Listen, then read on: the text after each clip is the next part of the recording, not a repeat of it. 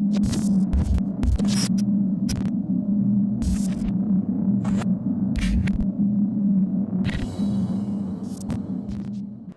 vai gravar o vídeo? É você que vai gravar o vídeo? Fala ali com seus fãs. Fala ali com seus fãs. Fãs. Fala ali com os seguidores da mamãe. Meus seguidores e seus fãs. Eles te amam, te amam. Não pode lamber, não pode dar beijo. Vai tirar a maquiagem da mamãe. Deixa eu sentar aqui, senhora. Senhora. Oh, meu Deus.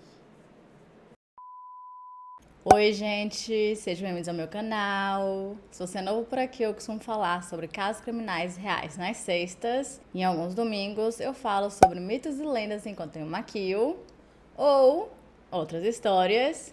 Então, se você gosta desse tipo de conteúdo, não se esqueça de se inscrever e deixar seu like, que é muito importante para a divulgação do canal. Principalmente se você faz isso logo no comecinho do vídeo, tipo agora. E caso você tenha uma sugestão de casos criminais, mitos, lendas ou basicamente qualquer tipo de história, é só comentar aqui embaixo que eu anoto tudo e tento trazer o mais rápido possível. E caso você também tenha alguma história real de um caso criminal que aconteceu com você, com a sua família ou até mesmo na sua cidade, ou quem sabe um evento mais paranormal, do jeito que a gente tanto ama, é só enviar por e-mail ddmeanoitestories@gmail.com. Porque quem sabe a sua história pode ser contada no nosso próximo episódio, no Depois da Meia-Noite. E passando aqui para avisar para vocês que oficialmente o Chá das 6 irá retornar para esse canal nesse domingo. Então já pega o seu celular, coloca um lembrete para as 6 horas desse domingo ou ativa a notificação do canal, mas a gente sabe que realmente não dá para contar muito com isso. Então, coloca o lembrete ou me siga no Instagram, caso você ainda não me siga, porque eu vou avisar lá assim que o vídeo sair, tá bom? Mas eu já estou falando demais, então chega de blá blá e vamos pro caso de hoje.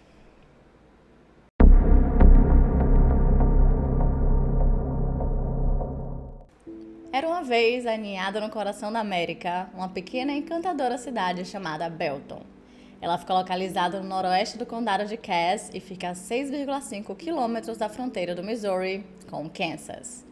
Com as suas paisagens pitorescas e um toque de magia de cidade pequena, daquelas que a gente já bem conhece aqui nesse canal, ela acabou cativando o coração de seus moradores e visitantes. Mas, sob o verniz de beleza singular, Belton guardava segredos que sussurravam por suas ruas e percorriam a sua história. A história de Belton começou lá no início do século XIX, quando bravos pioneiros se aventuraram no oeste em busca de um lugar para chamar de lar. Eles tropeçaram em uma terra fértil coberta por altas ervas da pradaria e a abraçaram como sua. Então, lançaram a fundação de Belton em homenagem ao juiz local e proprietário de terras, chamado Capitão Marcus Lindsay Belt, que generosamente foi ele ali que doou o terreno para a cidade. Ao longo dos anos, Belton tornou-se uma comunidade próspera. Ela testemunhou a ascensão e a queda das indústrias, o fluxo das fortunas e os triunfos de sua população. Desde seus primeiros dias como centro agrícola até sua transformação em um paraíso suburbano, a cidade continuou a evoluir, abraçando o progresso enquanto valorizava suas raízes históricas.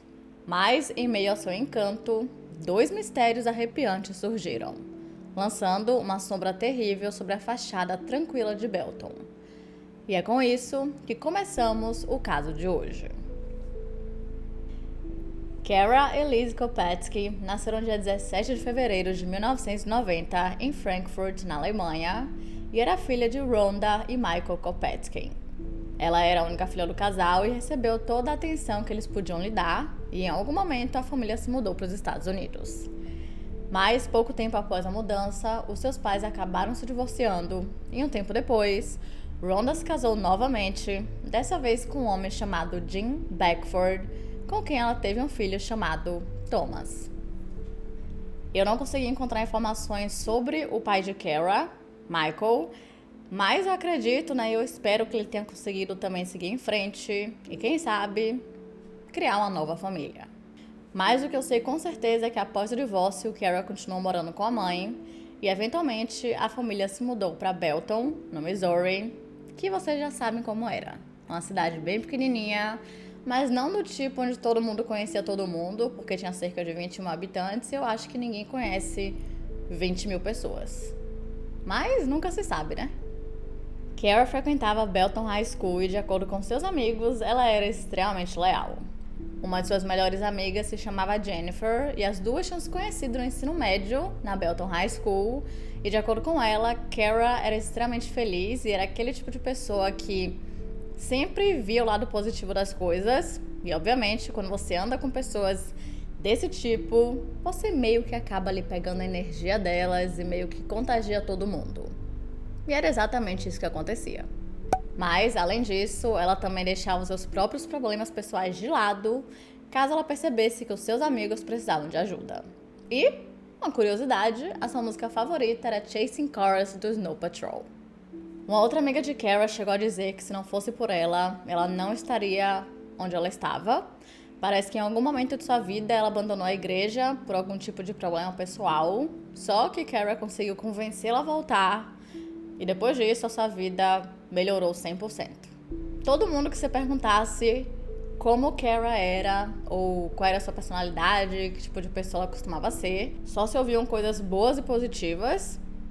Realmente parecia que ela era uma pessoa maravilhosa, com um coração imenso.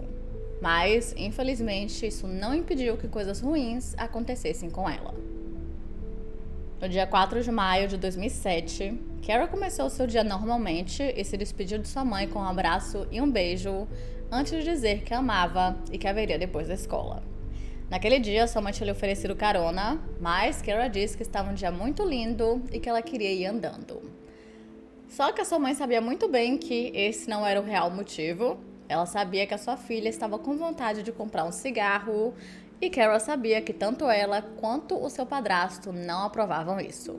Na verdade, eles já tinham tido várias discussões sobre isso, eles realmente não gostavam nem um pouco. Só que Kara estava com 17 anos, então, querendo ou não, a gente já sabe como adolescentes funcionam. Se você fala não faça, parece que eles sentem mais vontade ainda de fazerem. Pelo menos eu era assim. Então, quando eles viram que realmente não tinha nada que eles pudessem fazer ou dizer, ou nenhum castigo que fosse forte o suficiente para que ela parasse, eles apenas meio que decidiram escolher suas batalhas. E essa não era uma que valia a pena. Mais tarde, ainda pela manhã, ela ligou para Rhonda e disse que tinha esquecido alguns livros em casa, que precisaria deles para o resto das aulas, e perguntou se ela podia levar para ela e também pediu que ela lavasse o seu uniforme do trabalho, para que depois da aula ela passasse em casa, trocasse de roupa e fosse para o seu turno no restaurante Popeyes. Então, após fazer tudo o que precisava e se arrumar para o trabalho, Rhonda saiu e no meio do caminho passou na escola para deixar os livros para a filha, só que em momento nenhum ela chegou a ver Kara, porque ela preferiu deixar os livros na secretaria, porque ela não tinha tempo, ela já estava meio que atrasada, correndo contra o tempo, aquela coisa toda, então ela deixou na secretaria e quando a filha pudesse, ela passava lá e pegava. Só que até hoje ela se arrepende muito de não ter visto a filha pela última vez e lhe dado um abraço e dito quanto a amava. Mais tarde, Jim Beckford chegou em casa, porque ele sempre chegava antes da escola, né, das aulas de Kara acabarem. Só que depois que passou o horário que ela deveria ter passado ali para pegar o uniforme, ela ainda não tinha aparecido. E isso era muito esquisito, porque mesmo que Kara estivesse ali na luta, né, naquela fase de procurar sua independência, ela sempre avisava quando os planos mudassem. Ele chegou a tentar ligar para ela diversas vezes, mas não teve resposta. E com isso, ligou para Rhonda para lhe atualizar a situação, mas ao mesmo tempo que ele estava levemente preocupado, ele também tentou acalmá-los, dizendo que ela provavelmente só tinha ficado de detenção na escola, então disse que iria passar lá para dar uma checada. Só que assim que ele chegou na Belton High School, ficou mais do que evidente que Kara não estava lá. Era uma sexta-feira, então assim que o sino tocou, provavelmente todos os adolescentes saíram de lá o mais rápido possível. Afinal, eles queriam ali aproveitar o famoso e o bom e velho sextou. Depois disso, Jim decidiu passar no Popeyes, o restaurante em que ela trabalhava. Talvez ela tivesse conseguido um uniforme extra e apenas tinha se esquecido de avisá-los. Mas, para sua surpresa, ela também não estava lá. E isso fez com que Jim começasse a ficar um pouco mais preocupado do que ele estava antes. Por volta das 4h20 da tarde, ele voltou para casa e foi então que ele se encontrou com Rhonda, que a esse ponto já tinha voltado ao trabalho também. Com isso, os dois começaram a tentar ligar para Kara novamente, diversas e diversas vezes, mas ainda assim não tiveram resposta. Nisso, eles já estavam bem preocupados, então eles decidiram ligar para a polícia e relataram seu desaparecimento. Porém, tem um pequeno problema. Não tão pequeno assim. Como eu falei pra vocês, na época Kara estava com 17 anos de idade e pra polícia isso significava que ela tinha fugido ou que ela estava em algum lugar que ela não quisesse que seus pais soubessem. Aparentemente eles não levaram o caso nem um pouco a sério. Demorou bastante, várias horas assim para que eles realmente fizessem, o trabalho deles. E só depois de várias reclamações e de tanto Jim quanto Rhonda falarem milhares de vezes que ela não fugiria de casa desse jeito e que não era do seu feitio, que eles finalmente decidiram começar uma investigação. Geralmente, quando casos assim de desaparecimento de adolescentes acontecem em cidades grandes, eu até entendo a polícia partir no pressuposto de que o adolescente rebelde fugiu de casa, aquela coisa toda, porque realmente não tem como eles investigarem a fundo todos os casos. Eles meio que precisam ver rapidamente o que é uma emergência e o que não é. Mas, quando acontece em uma cidade pequena, como Belton, eu já não entendo tanto assim. Principalmente nesse caso específico, e vocês vão entender já já o porquê. O primeiro passo, então, foi passar no último local onde todo mundo sabia que Kara esteve pela última vez, o local onde ela havia sido vista pela última vez, que no caso teria sido a escola, a Belton High School. E pouco tempo depois, eles descobriram que Kara tinha decidido faltar algumas aulas. De acordo com seus amigos, ela chegou a chamar algum deles para faltar as aulas com ela, só que como ninguém estava muito interessado, ela foi sozinha, de qualquer jeito. O que por si só já é um pouco estranho, porque ela tinha pedido para a mãe dela levar os livros, então por que ela pediria isso se ela planejava faltar às aulas desde o começo? A não ser que alguma coisa tivesse surgido do nada e ela precisasse sair. Mas aparentemente ela tinha também um certo costume de faltar algumas aulas específicas, onde ela não se dava bem com os professores, ou ela não gostava da aula de qualquer jeito, mas ela sempre voltava, indicando que nesse dia ela também planejava voltar. O que nesse caso não aconteceu. Após olharem as câmeras de segurança, foi confirmado que Kara saiu da escola às 9h21 da manhã e não tinha ninguém com ela, mas mesmo assim, Rhonda já tinha um suspeito em mente. Ela acreditava que a sua filha estivesse com seu ex-namorado de 19 anos de idade chamado Kyler Yost. Os dois tinham começado a namorar em 2006, mas desde o começo o relacionamento foi horrível. Desde o começo, Kyler se mostrou ser um jovem muito tóxico e a própria Kara já tinha dito para os seus amigos que ele era fisicamente e emocionalmente abusivo com ela. Apesar de os dois terem se conhecido na escola, pouco tempo depois ele abandonou os estudos e começou a fazer sabe-se lá o quê.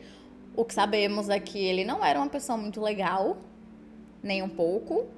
Parece que ele era um bad boy. Mas não o tipo de bad boy que você vê em comédias românticas de Hollywood. Não. Ele era o tipo de pessoa que você vê e você fica levemente com medo. Sabe? Aquela galera que não é do bem. Então. E pouco tempo após os dois começarem o relacionamento, o comportamento de Kara mudou bastante. Ela parou de ser aquela jovem gentil, amorosa e feliz e passou a se distanciar dos seus amigos e da sua família e se tornou um pouco rebelde. Quando ela tinha 16 anos de idade, ela chegou a fugir de casa por apenas uma noite, mas isso foi o suficiente para que sua família ficasse preocupada e ligasse para a polícia. E isso pode explicar um pouco o fato de que a polícia de Belton não levou o seu caso muito a sério, que eles já imaginavam que ela teria fugido, mas tem mais. E o que eu vou falar pra vocês agora deveria ter sido suficiente para que eles imediatamente começassem a investigação. Alguns meses após o início do relacionamento, Carol decidiu terminar tudo e não demorou muito tempo até que ela voltasse a ser a pessoa que ela costumava ser, tanto que ela começou até a falar sobre fazer faculdade e ela queria fazer uma perto de casa para ficar perto da família. Só que Kyler não ficou nem um pouco feliz com isso. No dia 21 de abril de 2007, apenas cerca de 2 semanas antes do seu desaparecimento, Kyler apareceu na casa de uma das amigas de Kara chamada Amy, obviamente sem ser chamado, e de alguma forma ele conseguiu convencer Kara a sair com ele, mas quando ela voltou cerca ali de 1 hora depois, ela estava com o lábio inchado e com marcas no pescoço, indicando que ela havia sido sufocada. Depois disso, ele continuou ligando para ela sem parar, mas felizmente ela não atendeu mais suas ligações. No dia 28, uma semana depois, ele apareceu no trabalho dela, exatamente na hora em que ela estava saindo para voltar para casa, e de alguma forma ele conseguiu convencê-la novamente a entrar em sua caminhonete, e depois disso ele dirigiu até outra cidade e a agrediu fisicamente. E dessa vez, 2 dias depois, no dia 30, Kara e Rhonda foram até a delegacia e entraram com uma ordem de restrição contra ele. Em seu relatório, Kara disse que ele tinha lhe causado danos físicos e emocionais, além de persegui-la constantemente, chegando a dizer o seguinte: sábado, 28 de abril, sequestrada e contida. 1 mês atrás ele me sufocou. No dia 6 de dezembro, tinha uma faca na mão e disse: vou cortar a porra da garganta de sua mãe. No dia 7 de março, não me deixou sair de casa. E por último, onde tinha um espaço para ela dizer o porquê que Kyler representava um risco, ela escreveu o seguinte: porque eu não tenho certeza do que ele vai fazer em seguida, porque o abuso piorou com o tempo. Então, no dia 1º de maio, ele recebeu a ordem de restrição e foi informado que deveria ficar longe de Kara Kopetsky, mas, apenas 3 dias depois, ela simplesmente desapareceu. Todo mundo que conhecia Kyler dizia que sim, ele era bem charmoso, mas que ao mesmo tempo ele tinha um lado extremamente violento e agressivo. O que aqui nesse canal já faz dele o suspeito número 1. E felizmente, a polícia começou a interrogá-lo. No dia 6 de maio, ele foi até a delegacia e disse que no dia do desaparecimento de Kara, ele estava com seu avô em uma casa de repouso que ficava em Kansas City, e ele também negou qualquer envolvimento com o caso. Ele disse que a última vez em que conversou com Kara foi no dia 3 de maio, no dia anterior ao seu desaparecimento, mas que no dia 4 eles não haviam conversado. Ele chegou a dizer que ela chegou a ligar para ele nesse dia, só que ele não atendeu porque estava ocupado, e mais tarde, quando tentou retornar a ligação, quem não atendeu foi ela. Só que, estranhamente, olha que coisa, não foi exatamente isso que os registros telefônicos mostravam. De acordo com eles, ela atendeu sim, e na verdade eles chegaram a conversar por 20 minutos e a ligação só acabou praticamente no exato momento em que ela saiu da escola. Quando ele foi confrontado sobre isso, ele continuou dizendo que não tinha nada a ver com o desaparecimento e que também não tinha conversado com ela naquele dia, mas admitiu todo o abuso anterior, dizendo que realmente tinha acontecido. Nesse tipo de situação, é de se pensar que a polícia vai checar o álibi, certo? Certo, porque é isso que deve ser feito. Só que foi isso que foi feito nesse caso? Não. Pois é. Eu esqueci de falar que esse caso vai ser estressante. Fica aí o aviso. Pouco tempo depois, um atendente de uma loja de conveniência chegou a entrar em contato com a polícia e falou que ele tinha visto Kara e Kyler juntos em sua loja por volta das 11 ou 11h30 da manhã, no dia do desaparecimento. E essa seria a pista perfeita para provar que Kyler havia mentido, porque bastava apenas pegar as imagens das câmeras de segurança da loja e pronto. Mas adivinha, isso não aconteceu. Pior que isso é que a polícia perdeu o contato desse homem e eles não sabiam o nome da loja de conveniência. Mais tarde, uma outra testemunha entrou em contato com a polícia e dessa vez era um amigo em comum de Kyler e Kara. E ele disse que na manhã do desaparecimento, Kara tinha lhe ligado e perguntado se ela e Kyler poderiam passar um tempo na casa dele, só que como ele estava ocupado, ele disse que não dava. Só que mais tarde daquele mesmo dia, por volta do 12:30, Kyler apareceu mesmo assim, sozinho. E algumas horas depois, ele lhe ligou super desesperado e preocupado também e pediu que ele não contasse pra ninguém que ele e Kara tiveram juntos naquele dia, porque ele não queria ter problemas com a sua ordem de restrição. Com isso, esse amigo ficou bem preocupado, com Kara, obviamente, então ele começou a lhe ligar, mas ele também não teve resposta e as ligações caíam direto na caixa postal. No dia 9 de maio, o pagamento de Kara estava disponível para que ela pegasse no trabalho, mas ela também não apareceu, e isso foi apenas mais uma confirmação de que ela não tinha ido embora por livre e espontânea vontade, e nem suas redes sociais e nem as suas contas bancárias haviam sido utilizadas nesses dias. No dia 23 de julho, os investigadores conversaram novamente com Kyler, e novamente ele continuou dizendo que não tinha nada a ver com o desaparecimento de Kara. Mas dessa vez, ele admitiu que no dia 3 de maio, quando eles conversaram, eles tiveram discussão. Aparentemente, ele falou pra ela que ela estava planejando passar o fim de semana inteiro festejando e correndo atrás dele, só que ela disse que isso não era verdade e isso meio que gerou ali uma bola de fogo e os dois começaram a brigar. Mas foi apenas isso. Com o passar dos dias, que se tornaram semanas, que se tornaram meses, apesar de não ter nenhuma evidência ou pista sólida, os seus amigos e familiares continuaram esperançosos de que ela seria encontrada. E para isso, eles continuaram falando com todo mundo, incluindo a mídia, para que o caso não caísse em esquecimento. Para isso, foram realizadas vigílias e vários panfletos de pessoas desaparecidas foram enviadas pela cidade e também pelas cidades ao redor, mas nada foi encontrado. Porém, em 2008, enquanto Kyler Hughes estava bêbado, ele confessou ter matado Kara Kopetsky para sua nova namorada chamada Kathleen Ferris, e parece que ele chegou a dizer que a havia colocado dentro do seu carro e que depois disso, ela nunca mais foi vista. Em 2009, ele confessou novamente.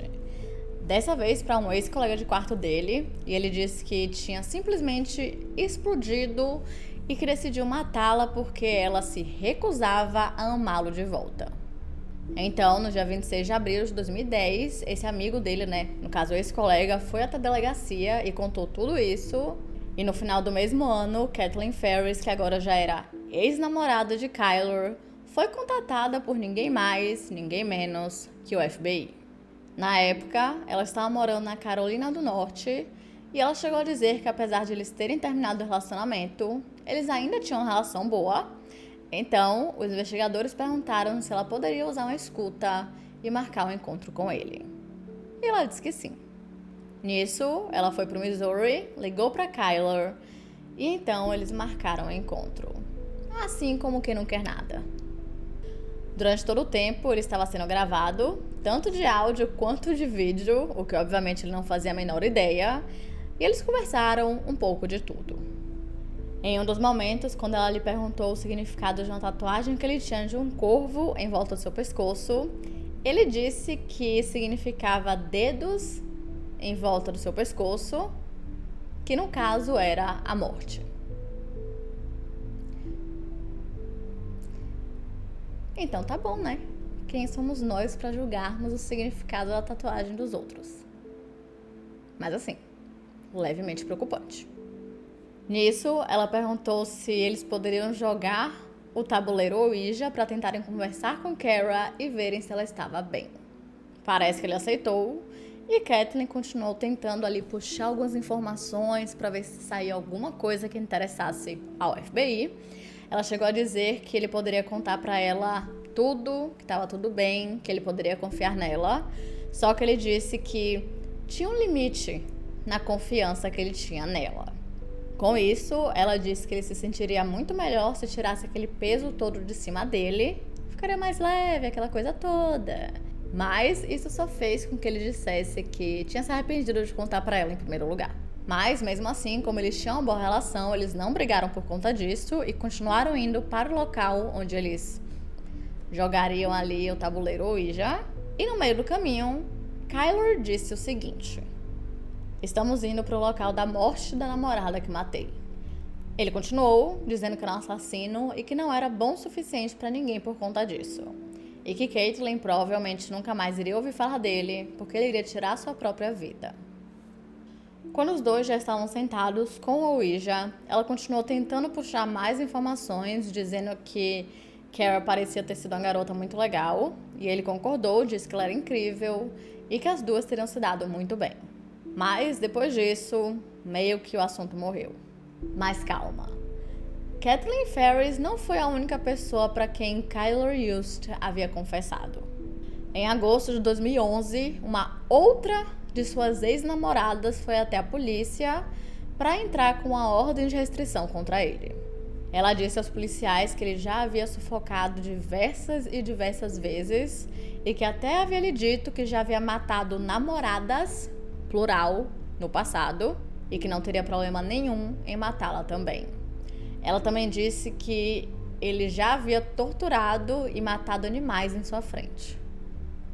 Por conta disso, em setembro do mesmo ano, ele se declarou culpado das acusações de agressão e abuso de animais e foi condenado a 2 anos de liberdade condicional, além de ser forçado a participar de um programa de prevenção de agressores. No dia 5 de junho de 2012, uma outra testemunha entrou em contato com a polícia e disse a eles que Kyler Yust havia lhe dito que no dia do desaparecimento de Kara Kopetsky ele havia buscado na escola, porque parece que ela tinha brigado ou entrado em algum tipo de discussão com um dos professores, o que faria sentido, né, porque realmente ela saiu da escola e já sabemos que ela não gostava de alguns professores específicos. Só que pouco tempo após ele buscá-la, eles dois começaram a ter uma briga, que se escalou rapidamente, se tornando uma briga física, onde ele a sufocou até a morte e depois levou seu corpo para a floresta. Só que infelizmente não tinha como a polícia prendê-lo apenas com base nisso, porque querendo ou não, era uma testemunha falando o que ele havia lhe confessado e não tipo uma testemunha que havia o visto fazendo alguma coisa realmente incriminatória ou algum tipo de evidência sólida e concreta. O que eles precisavam era de uma pista que realmente o colocasse na cena do crime ou que ele confessasse para eles o que realmente havia acontecido.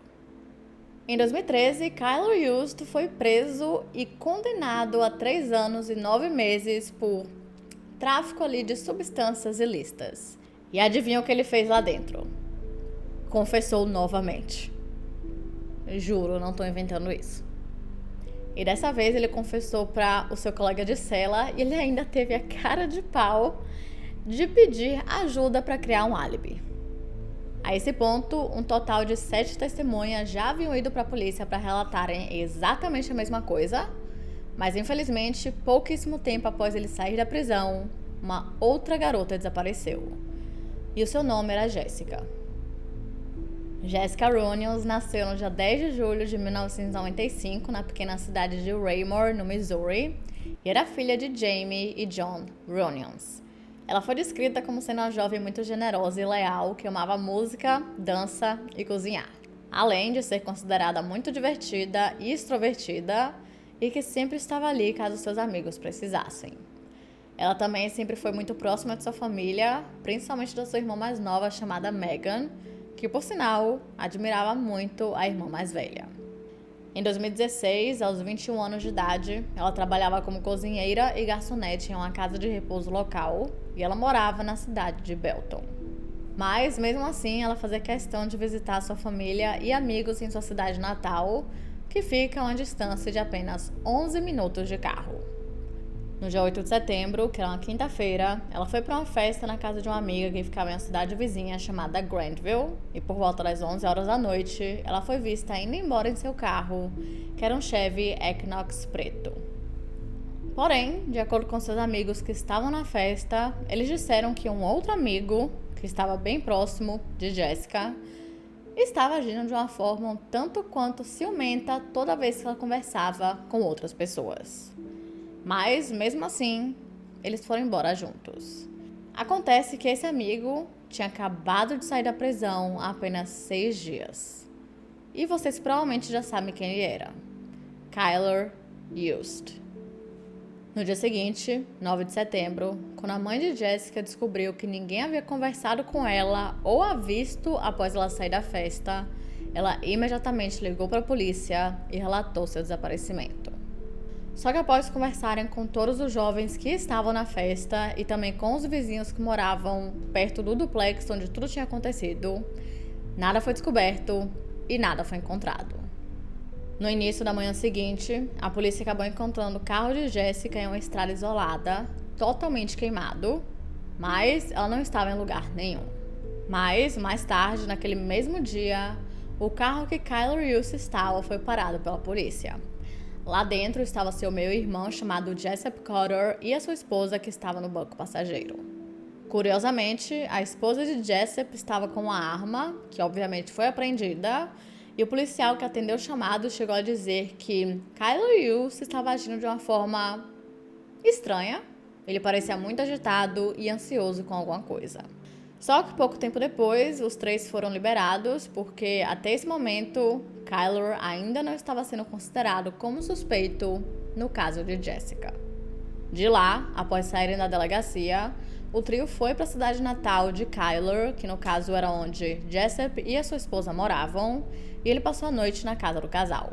Só que no dia 11 de setembro, Jessup Cotter foi até a delegacia e disse que o seu irmão havia confessado o assassinato de Jessica Runions e que havia se livrado do seu corpo na floresta. Ele também disse que estava no momento em que o seu irmão, no caso meio-irmão, queimou o carro dela e que depois disso eles o levaram para a casa deles, a casa do casal, para que eles cuidassem ali dos seus ferimentos que ele teve no processo, que incluíam seu rosto e as suas mãos. Então, como agora a testemunha que estava dizendo que ele havia confessado era uma pessoa que estava no momento em que ele havia cometido um crime, que no caso era colocar um incêndio no carro de Jessica Runions, que curiosamente ali, coincidentemente, estava desaparecida.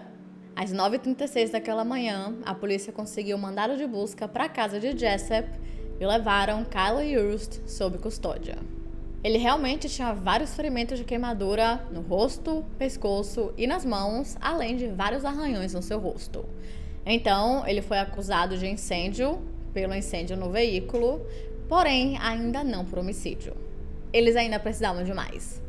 Então, para dificultar ali que ele saísse da prisão, se livrasse de mais evidências ou sei lá o que, o juiz colocou uma fiança super alta que ele sabia que Kyler nem a sua família seria capaz de pagar. E é aqui, meus amigos, que finalmente as coisas começam a ficar muito ruins para Kyler.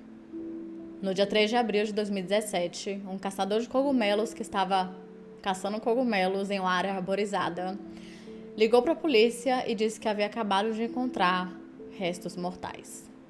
E no dia seguinte, um outro conjunto de restos mortais também foi encontrado muito perto do mesmo local. Era muito claro que um desses conjuntos era muito mais antigo que o outro, e apenas 2 dias depois, o Laboratório Criminal de Kansas City identificou o primeiro conjunto como sendo os restos mortais de Jessica Runions.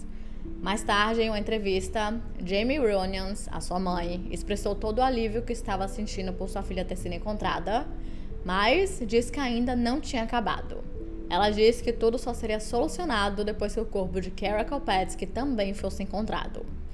Após o desaparecimento de sua filha, Jamie e a mãe de Kara, Rhonda, meio que formaram uma equipe e se tornaram muito próximas uma da outra, onde se apoiavam mutuamente, principalmente porque elas acreditavam que o mesmo homem era o responsável pelos 2 assassinatos. E em agosto, o segundo conjunto de restos mortais foi identificado pelo Laboratório Criminal do FBI com pertencentes a Kara Kopetsky. E agora sim, no dia 5 de outubro, Kyler Hughes foi acusado dos 2 assassinatos. Irritantemente, ele conseguiu os melhores defensores públicos e o seu meio-irmão, Jessup Cotter, que deveria ser a testemunha-chave de todo o caso, foi encontrado morto em sua cela após ser preso sob acusação de incêndio criminoso, visto que ele estava presente no momento em que o veículo de Jessica foi queimado. E isso, o fato de ele estar morto, e parece que ele tirou a própria vida, não foi confirmado, então não sabemos, só serviu para que os advogados de Kyler o usassem como bode expiatório. Eles colocaram toda a culpa nele, Jessup. Afinal, agora ele não tinha como se defender, não é mesmo? A promotoria chegou a conseguir várias testemunhas, incluindo todas aquelas que haviam dito que Kyler havia confessado os crimes para elas, incluindo uma de suas ex-namoradas, que ele havia confessado o assassinato de Kara. Durante seu depoimento, ela chegou a dizer que em um certo dia, quando ela estava arrumando as malas para abandoná-lo, ele começou a brigar com ela, atacá-la e estrangulá-la e disse que já havia matado ex-namoradas antes e que não teria medo nenhum em matá-la também. E disse que tinha feito isso por puro ciúmes. Durante o julgamento, também foi descoberto um pouco sobre a sua infância. Parece que Kyler nunca teve um relacionamento muito bom com os pais, principalmente com a mãe. E por conta disso, desde criança, ele passou a morar apenas com os avós e com Jessup. No julgamento, uma gravação de um telefonema que havia sido feito entre a mãe de Kyler e ele, ela implora para que ele conte onde está o corpo de Kara Kopetsky, indicando que ele também já havia confessado para ela, levando em conta que essa gravação foi feita antes dos corpos serem encontrados. Mas quando questionado sobre isso, claro que Kyler tinha uma desculpa, né? Uma explicação. Ele disse que ele nunca tinha matado ninguém e que ele só tinha dito isso, confessado milhares e milhares e milhares de vezes um crime, porque ele queria machucá-la. E que ele fazia de tudo para machucar a própria mãe. Ele realmente achou que o júri acreditaria nisso. Ai, ai. Outra testemunha foi um homem chamado Ryan Taylor. Ele disse que no dia do desaparecimento de Kara Kopetsky, ele viu uma caminhonete, que no caso era a caminhonete de Kyler, indo em direção ao sul por volta ali do meio-dia. Um pequeno detalhe é que essa estrada levava exatamente para o local onde os corpos foram encontrados mais tarde. Algumas horas depois, quando ele foi para a casa de um amigo, ele reconheceu a caminhonete, que no caso era a caminhonete de Kyler, e então ele achou aquilo muito esquisito, porque ele nunca dirigia naquela área. Coincidência? Acho que não. Outra testemunha foi o próprio ex-namorado de Jessica Ronan, chamado Jackson. Ele disse que depois que ele e Jessica começaram a morar juntos, eles começaram a ter alguns problemas de convivência e começaram a dormir em quartos separados, até que decidissem terminar o relacionamento. Só que por praticidade, levando em conta que ninguém ali era rico e eles não tinham condições de morarem sozinhos, eles continuaram morando juntos, afinal, eles eram amigos. Naquela época tinha um certo rumor de que Jessica estava namorando com Kyler, mas isso nunca foi confirmado. Tem gente que diz que não, que eles não estavam, mas de qualquer forma ou outra, Kyler tinha muitos ciúmes de Jackson. E acredita-se que esse teria sido o motivo de uma provável briga que os dois teriam tido, Kyler e Jessica, que eventualmente acabou se escalando até o assassinato. No último dia do julgamento, Kyler Yust decidiu fazer uma jogada corajosa, porém não muito inteligente. Ele decidiu depor em sua própria defesa. Ele chegou a negar tudo, óbvio, e também disse que o real culpado era Jessup Carter, o seu meio-irmão. E com isso, a promotoria disse o seguinte: você deve ser o cara mais azarado do mundo. Você teve 2 namoradas desaparecidas e a última pessoa com quem elas foram vistas foi você. Isso é muito azar, não é? E ele respondeu: eu acho que isso é extremamente azarado, mas qualquer um que tem um irmão que é um assassino em série, eu diria que é muito azarado. Enquanto o júri deliberava, as pessoas começaram a falar sobre suas frustrações.